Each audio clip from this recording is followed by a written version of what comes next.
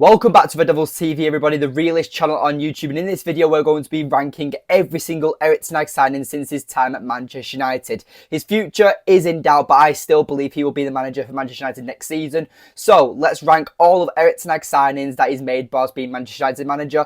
Permanent transfers and loan spells, will be ranking every single one of them and their time at Manchester United. But before we get into today's video, make sure you leave a like on the video, subscribe if you are new, comment down below on your rankings of every single player, who's been your favourite, who's been the worst. Let me know in the comments down below, and subscribe and hit that notification bell so you never miss an upload. Anyway, let's get right into the video. So Erik Ten Hag has currently made 16 signings whilst being at Manchester United, and the first three that I'm going to mention here, we're going to be going from lowest to highest when it comes to ranking. So 16th place, I've put Jack Butland.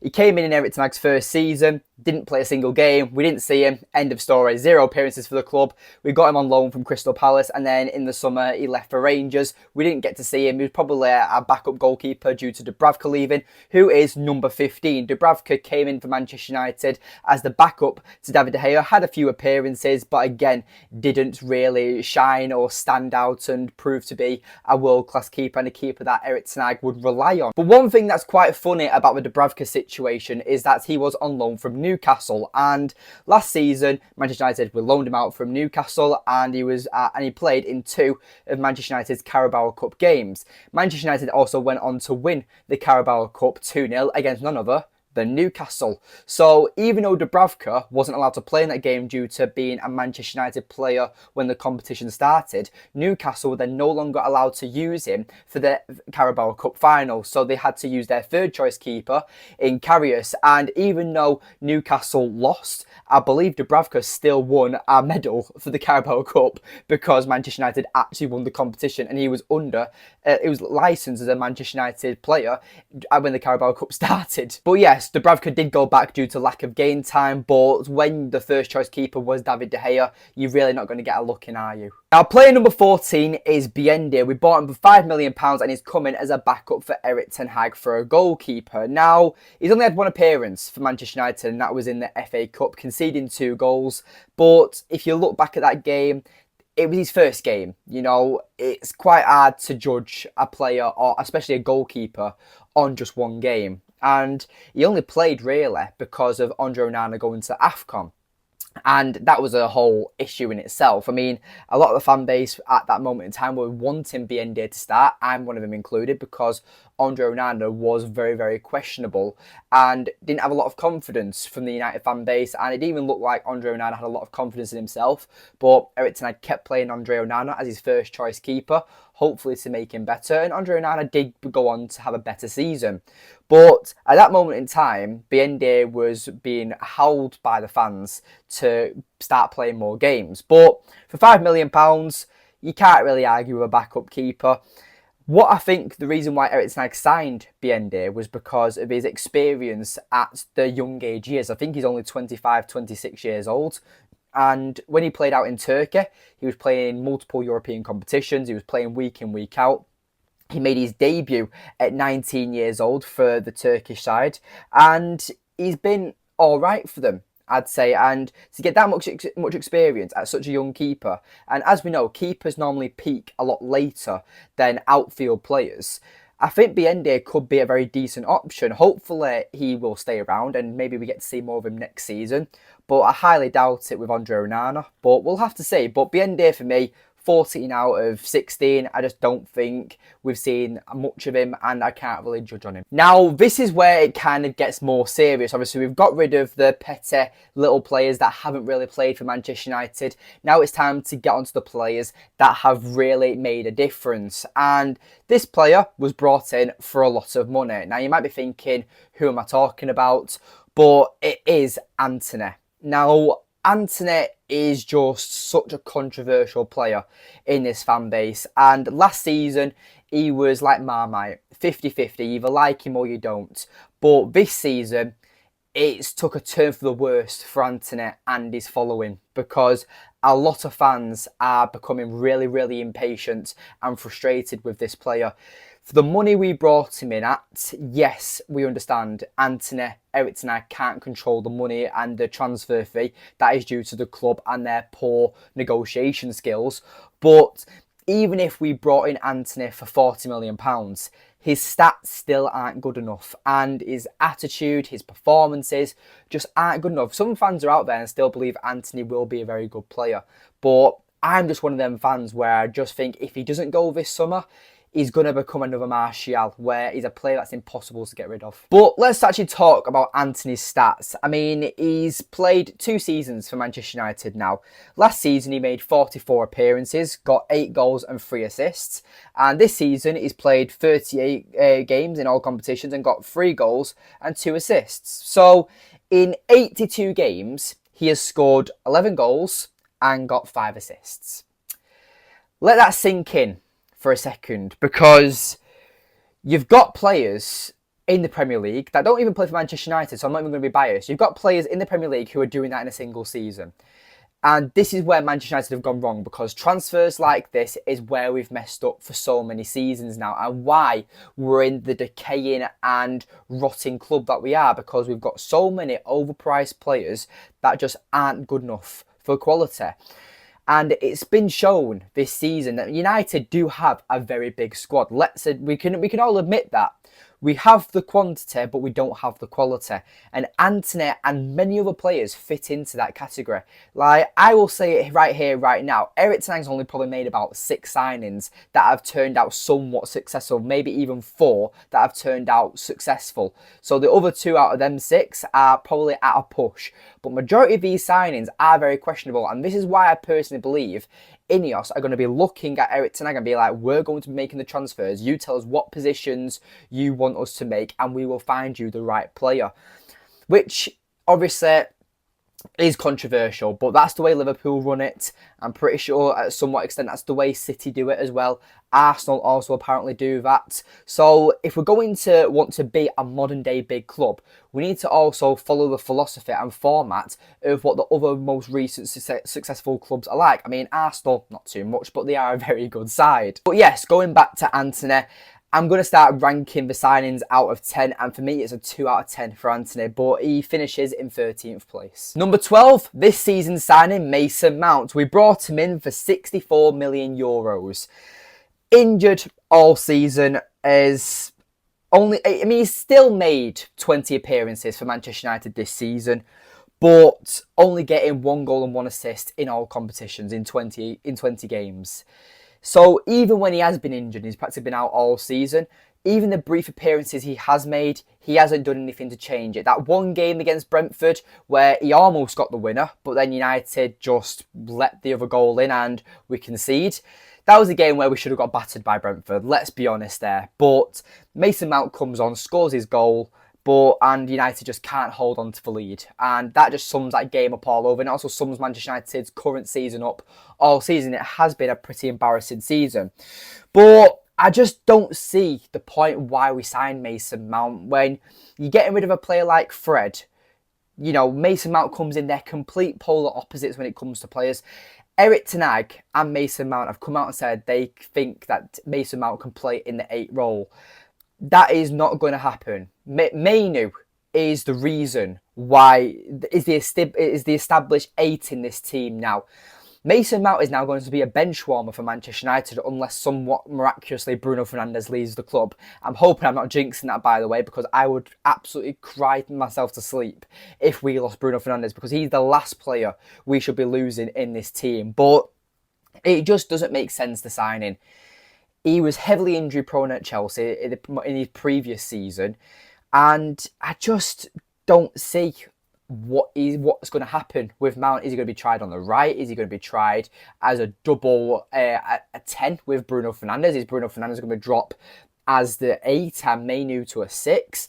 I really don't know, and I feel like we've signed a player just for the sake of signing a player. And for the price tag we bought him at €64 million, that just isn't good enough. And again, this is why I said earlier in the video that Mason Mount is a player that we shouldn't have signed, and it's a throwback to Erik Ten Hag and his poor decision making when it comes to signings. But just like Anthony, Mason Mount for me gets a 2 out of 10. Now the next 3 players I'm going to quickly skim over because they're all loan spells throughout Erik Ten Hag's time. The first 2 that coming in at 11th and 10th place is Weghorst and Sabitzer. Now, Wout Weghorst, he got what? 2 goals and 3 assists in 31 appearances for Manchester United. I didn't even realise he played that many games for us. But at the end of the day, he clearly wasn't good enough. He had a decent World Cup with the Netherlands, but he just clearly wasn't good enough. And after losing Cristiano Ronaldo, bringing in Weghorst, it was always going to look bad, let's be honest. But Weghorst was the only player that was in the market, and we even got him on loan. Maybe we could have done with him this season, to be honest. Rasmus Højlund when he was injured, Anthony Martial when he was injured. We've literally played a period of the season with no striker. So maybe Weghorst could have done a bit of a job if he stayed for Manchester United, but he just wasn't good enough, was he? Let's be honest. He was a passionate player, very decent, but I just don't think he was good enough, and I'll just have to give him a 3 out of 10, personally. And Sabitzer, again, we brought him in, and we weren't even supposed to bring in Sabitzer. This was because Christian Eriksen got a heavy injury in the FA Cup against Blackburn, and this was literally on the deadline day when we bring in Sabitzer because Eriksen was going to be out for 2 or 3 months. So I quite respected the club for bringing in a player that we knew we were going to struggle from. But Sabitzer, he came in 14 appearances, 2 goals, 1 assist. His standout game was that Europa League game against Seville. But at the end of the day, we ended up crashing out of the Europa League. But Sabitzer, it was one of them players where when he first came in, you could see the quality he had, but he was just adjusting to the Premier League. And when you're on loan, you kind of want to make a statement, and he was going to be leaving Bayern Munich at the end of the season anyway. He's obviously gone on to with Dortmund this season, almost won the Champions League, but you know, he just fell short. But Sabitzer is a very decent player. But again, another player that was heavily injury prone, and he was only here for 14 games for us, and I can't really rank him. So for me, I'm going to give him a 4 out of 10 because he played a lot less games than Weghorst, scored the same amount of goals as him from being a midfielder. And I felt like he did bring quite a bit more quality to the midfield, especially while Eriksen was out. He brought a bit more balance to that midfield, I think. But Sabitzer, I can't really rank him that highly. And number 9, Reguilon. Now obviously, this season with Reguilon, it was a weird situation because Luke Shaw gets injured, and so did Tyrell Malacia. Tyrell Malacia has not played a minute of football all season. I think his career is done. I really hope I'm wrong, but when you don't play football for over a year at such a young age, your development is going to be halted massively. And I just want to know what's actually happened with him. We haven't actually got any clarification on Malacia, but obviously we're talking about Reguilon.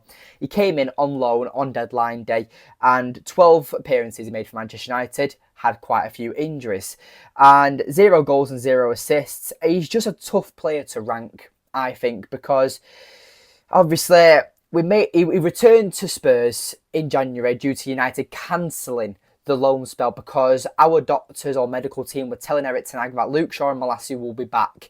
They weren't. And by the time we tried and negotiating a return to Reguilon, he'd already gone to Brentford. So at the end of the day, that was the issue, in my opinion. United I think we should have just kept him for the season. But at the end of the day, he was all right in certain games, but it's just like the Sabitzer situation. He came in on loan, did all right, but wasn't that good. But I'll give him a bit higher than Reguilon. I'll give him a 5 out of 10. Now, this is where we're going to get into around the top 8 half. And Amrabat is number 8. Obviously, he's coming on loan. We paid €9 million for a loan fee. And 29 appearances made for Man United this season, which doesn't seem like he has. It's kind of like the Mason Mount situation. How's Mason Mount made 20 appearances?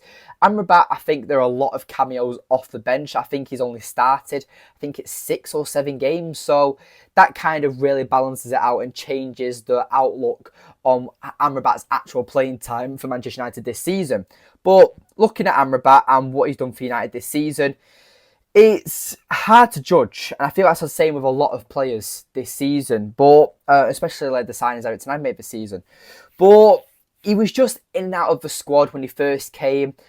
He even played at left back at the time before Reguilon got fit. So it's just one of them ones. I mean, towards the end of the season, I will give him credit. You know, there's a possibility out there we can sign him for 22 million euros. And I think, you know what, for a squad player, that won't be a bit bad of a business. But it depends where United go from when it comes to selling players. Because we don't know how much we've got for the transfer budget. And Ineos need to make a statement, and especially this season. I'm going to be making a video later in the week talking about Ineos and what they're going to be doing. But Amrabat, and the way I see it, it was a bit of a waste.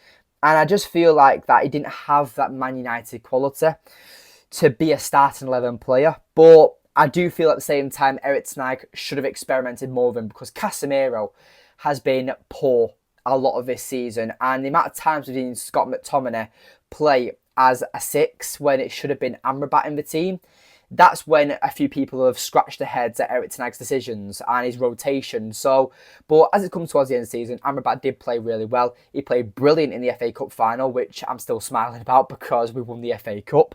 But at the end of the day, I thought it's a decent loan spell. So for me, just like Reguilon, I'll give him a 5 out of 10. But would you sign him this summer on a permanent deal? Let me know in the comments down below. Eriksen, number 7. Now, we got him on a free transfer. He's played 66 appearances for United, 3 goals, 13 assists. And I just think he's a difficult player to rank because playmaking-wise, he's the best player we have in the squad. He is a brilliant passer of the ball. He's a great playmaker, but he doesn't have the legs. The physicality is gone. He's a defensive liability. And he comes on, and I think he's just one of the experienced players you want to keep around in the team. But I just don't think, I think we should cash in this summer at the same time, because he's got 1 year left in his contract. He's got quite a few wages. We're not going to be getting a lot for him. If we do decide to sell him, we'll be getting probably about 5 million for him, which isn't a lot. But on a free transfer, I think Eriksen did really well. For me, I'll give him a 6 out of 10. Now, number 6, Casemiro. Now, Casemiro, 70 million euros were spent on him. 75 appearances, 9 goals, 9 assists across his 2 seasons at Manchester United. And despite receiving heavy criticism for United this season, you can't deny how much quality Casemiro brings to Manchester United. He is brilliant, and you can definitely tell we miss him when he's not in the team. So, for me, Casemiro, that first season's been completely forgotten about. He was in contention of signing of the season throughout the Premier League. Obviously, Erling Haaland won it, but due to being an absolute freak. But Casemiro was up for being signing of the season. He was up for Manchester United Player of the Season. And he also got into the Premier League Team of the Season, which I think just shows how brilliant he was. And to actually have a 6 in the team, we haven't had in years, probably since Michael Carrick. Casemiro came into the team, proved his quality, showed what we were missing, and he just added that extra quality into the team. And I just thought he was a brilliant signing. For me, I'd only give him a 6 out of 10 because of the price tag and the way it's gone this season. Because this season he's fallen off massively, and it probably is time to cash in. He had that great first season, but this season's been terrible, and there's talks Saudi are interested. So if we can get some money for Casemiro, about 40 million euros, I think that would be pretty decent in my opinion. Number 5, Malacia. The reason why he's so high in this list is because 15 million euros is what we bought him for. He came in supposed to be a backup left back. Luke Shaw gets injured in his first season, and Malacia comes in, does a job, and performs exceptionally. And what happens, even when Luke Shaw comes back from injury, Malacia just proved his quality and kept Luke Shaw out of the team for a certain amount of time, but then got injured, and Erik Ten Hag brought Luke Shaw back in, and it looked like Luke Shaw had never left. And Malacia was then forgotten about, made a few more appearances, but 35 appearances in his first season for Manchester United as a young left back. I thought it was very decent, and for me, I will give him a 7 out of 10 personally. But this season has been a bit of a question mark. Now, this is the top 4 that I was talking about. And number 4, just missing on the top 3, is Rasmus Højlund. Now, he's only here because of the price tag. Again, it's either United make loan spells or overpay for players. Højlund is a very good upcoming striker. He's got limitless potential, as I like to call him. And he's one of my favourite players in the squad. He's so passionate, and you can see it in his celebrations when he does score. And the reason why I rank Højlund so higher compared to Antony is that he's only had 39 shots on goal this season, and he's come away with 15 goals and 2 assists in all competitions. I think that the reason why he also gets compared to Erling Haaland is that they're both being from Scandinavian. So, you know, you can kind of see it. But it's normal for Rasmus Højlund to be a young striker at 20 years old and miss so many chances or not get in the right positions. That will come with time. It is a bit of a disgrace how he is United's starting striker for Manchester United. He should be being nurtured into the squad and coming off the bench as cameos, because we've seen how dangerous he is when he comes off the bench. He looks absolutely electric, and I'm hoping we actually get a more experienced striker in the summer who won't be arguing for game time, but will equally share the role with Rasmus Højlund, and we can have a very good partnership up at striker. But Rasmus Højlund, for me, I have to give him a 7 out of 10. He's one of my favourite players. I think that next season he's going to kick on even better, and I think he's going to get 20 goals in all competitions next season, and I'm really looking forward to seeing what happens with him. Now, number 3, Andre Onana. Now, coming into a place at club legend is never easy. David De Gea was the replacement. Well, no, Andre Onana was David De Gea's replacement, and it's clear Onana's Erik Ten Hag's first choice, and his issue has been no consistency in the back four. United's issues at the back line has been absolutely terrible, and Andre Onana has been at fault for that. When you're coming in as Manchester United goalkeeper, all eyes are going to be on you. Are you a good goalkeeper or you're a bad goalkeeper? But when the mistakes started happening, especially in the Champions League group stages, that's when Andre Onana started becoming a meme on social media, and a lot of the media was starting to heavily criticise him. But for 52 million euros, I think that he is very decent, and I'm hoping when we have a more stable back four next season, we'll see a better version of Andre Onana. I mean, he was in contention for Golden Glove in the Premier League this season before Arsenal went on a winning streak and started getting Golden Glove, getting clean sheets left, right and centre. But I believe it was Andre Onana who had 7 clean sheets at one point, and Arsenal only had 8. So Andre Onana, he is a very good goalkeeper. He's faced, I think it's the 3rd most shots in the Premier League this season, but the most shots out of any top 8 goalkeeper, because that's where we finished. So that was a voice break. I'm sorry about that. But I think he's a very decent goalkeeper. We'll see a much better of him next season, especially with the confidence. But for me, I give him an 8 out of 10. Now, 2, Lisandro Martinez. You might know where number 1 is now, but Lisandro Martinez, you know, what can I say? The Butcher, out pretty much all season, but when he's in the team, you can see the difference. Lisandro Martinez, Pep Guardiola even said it after the FA Cup final, that when he's fit, Lisandro Martinez is top 5 centre-backs in the world. When Pep Guardiola is saying that, United fans love to rave about Lisandro Martinez. But when Pep Guardiola is saying that, that hits harder than any Manchester United fan saying it. Because, you know, United fans will always hype up our players, will always overhype them and say how brilliant they are. But when you get in our main rival's manager, who's one of the best managers to ever manage football, is saying one of our centre-backs is the best in the world, that just speaks volumes for me. And he's definitely one of Erik Ten Hag's best signings. And I absolutely love him. For me, he's future captain if Diogo Dalot doesn't get it. But Lisandro Martinez is an absolute warrior, and I can't wait to see how he plays next season. But yeah, Lisandro Martinez for me, I give him a 9 out of 10. But I'm going to laugh at saying this because I never thought I'd be saying this. But on a free transfer, Erik Ten Hag's best signing is Johnny Evans. I never thought I'd be saying that in a million years. But Johnny Evans is a red. That's all I can say. He's now won every single trophy under Manchester United from winning the FA Cup this season. He never won it when he was at Manchester United in his earlier days.